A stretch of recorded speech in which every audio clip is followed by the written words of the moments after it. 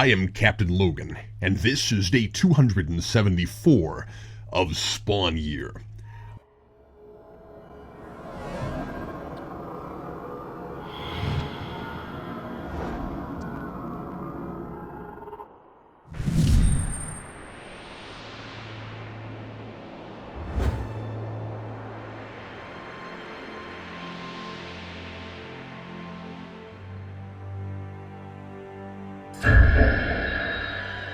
My brain is about to explode trying to keep all this mythology and history straight, especially where Mamon's ever-expanding web of influence is concerned. Maybe I should just stop trying. I need a flowchart, a family tree, a PowerPoint presentation, and a pie graph to keep track of all this stuff. I thought a couple months back about making a timeline of events, but it would become unreadable after all the stuff I'd have to cross off. Maybe I'll write a list of characters in order of story relevance. I guess that'd put Cygor on the bottom, right under Chapel, who both get thrown under Abinzab, Mark Raphael, Unnamed Alley Bums, and Jason Wynn's secretary. And I need a graph of Spawn's status over time, from human to dead person. You wouldn't expect as many peaks and valleys, would you?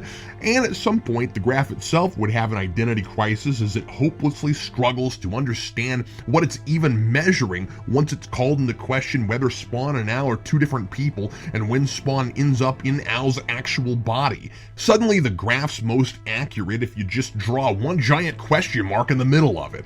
There would be a much steadier, even line on the Spawn's rash, stupid actions versus thought-out mature actions graph, but you know, it's a little hard to judge Spawn for the rash choice he makes in this issue, where a group of rogue angels puts him in a morally tough spot, a needs of the many versus the few sort of scenario. Spawn can either go through a grueling mystical arena challenge to save this young freaked out girl's life, this girl who's been chosen as a sacrifice to the angels, which they need every 7 years like the Pon farr in order to stay connected to the mortal plane, or he can let this T-end thing go on as scheduled.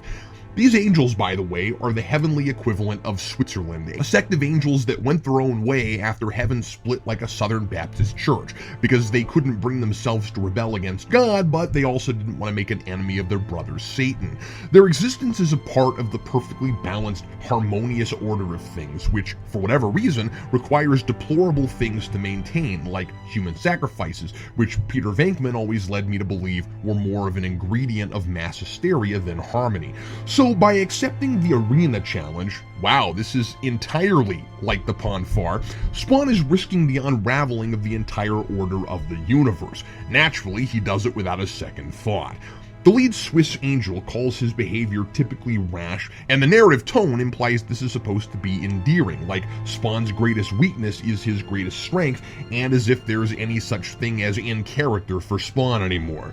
He's totally ruled by his emotions, as the angel observes, and this time it's in service of saving another human being. But next time it's likely to be out of tempestuous righteous anger over something done against him. As far as we know, Nyx is only still alive because Redeemer arrived just in the nick of time. It's not like Spawn has a specific moral code or ideology he lives by. If this went against his convictions and he couldn't go against them, even at the expense of potential cosmic consequences, it'd be easier to appreciate or admire Spawn for refusing to let this person die. Spawn also knows, after speaking with the lead angel, that this is all part of Mamon's scheme, because these angels are very Uatu-like and they watch everything, plus they're telepaths. No idea how they got so much more powerful than other angels, by the way, and it also turns out that Mamon is a former member of this angel sect, if I'm reading this right, which could explain how Mamon enters people's minds since these guys are telepathic. I'll let you be the judge, I'm unsure. The angel refers to Mamon as one of their wayward brothers. So wayward as in turned against God along with Satan, or wayward as in turned against the Swiss angels? Well, whichever kind of wayward it is, this son of heaven is certainly carrying on. I had been operating under the assumption that Mamon was Satan this whole time. This is actually more intriguing if he's one of these guys, who are all men. Why are they all men? Did only the girls stay in heaven? What statement is this comic book making about gender roles? So now Hogwin's telling me, on top of all the other events that had to happen in just the right order for his master plan to work, that he was able to make sure the whole thing lined up time-wise so that Spawn would be in this weird town just in time for the tea end, and that he'd be at the festival to follow the sacrifice girl into the woods to discover these underwearless, green-eyed angels. So I'm assuming it was Maman who drove him there in the pickup, too. I smell contrivance for the sake of exposition. So Spawn's challenge is to keep a hold of this girl while she's transformed into all manner of beasts and creatures and being set up for a life of therapy, depression medication, and a fear of the Wizard of Oz, Harry Potter, rodeos, the movie Ratatouille, and the color green. She also turns into Al Simmons himself, burning and melting to try to disturb him on a personal level, and Wanda, which does nothing because he has no memories of her now. I suspect the angels threw that in despite Maman. After all, when Spawn gets through the ritual and they have to honor the terms, they're not happy at all. This may cut them off from Earth, and oh yeah, spin the whole freaking universe out of control. I didn't mention the Latin sign in the town that sums the whole thing up. Et in Arcadia ego. Even in paradise, I am here. The sign itself refers to death, the town's ritual of staring death in the face at all times and then sacrificing one of their own, embracing that one dark act for the blessing of an otherwise peaceful and prosperous town the neutral angels bring them. Everything good comes at a price, and it's that bartering nature that both Hel and Maman are preying on.